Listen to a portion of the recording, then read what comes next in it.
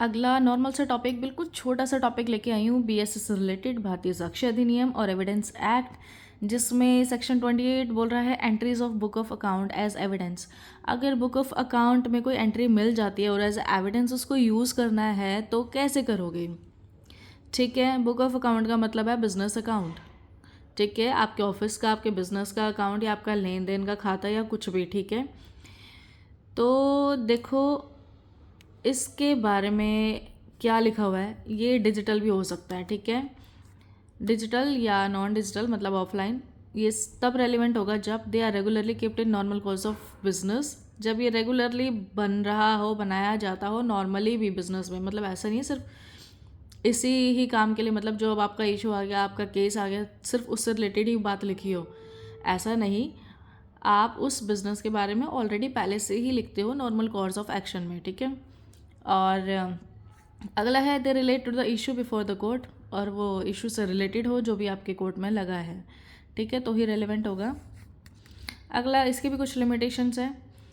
अब देखो, ये तो एज एविडेंस काउंट हो सकता है, पर ज़रूरी नहीं है हर बार ऐसा एविडेंस यही काउंट हो और यहाँ से केस सॉल्व हो जाए।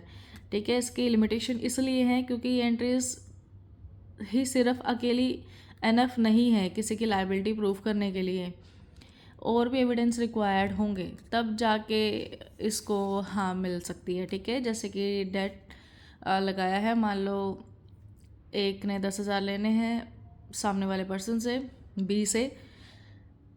ठीक है, और बी ने लिखा हुआ है कि भाई अपने रिकॉर्ड में कि मैंने 10,000 देने हैं ए को, तो सिर्फ इतने से ही ये बात प्रूफ नहीं हो जाती, हमें और भी कई सारी चीज़ें इससे रिलेटेड प्रूफ करनी होगी। ठीक है, तो यहाँ ये टॉपिक ख़त्म हो जाता है। अगला टॉपिक इसी में हम लोग चला रहे हैं, सेक्शन नंबर 29, जो मैं अभी नेक्स्ट लिखने वाली हूँ। सेक्शन 29 ये है entries in public records.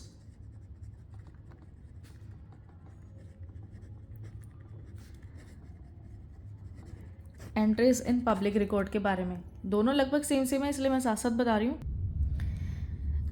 So entries in public record का क्या मतलब है कि पब्लिक रिकॉर्ड मतलब कोई भी गवर्नमेंट रिकॉर्ड के अंदर। ठीक है, entries in any official book, entries किसी भी ऑफिशियल बुक के अंदर, रजिस्टर के अंदर, या फिर कोई भी इलेक्ट्रॉनिक रिकॉर्ड हो।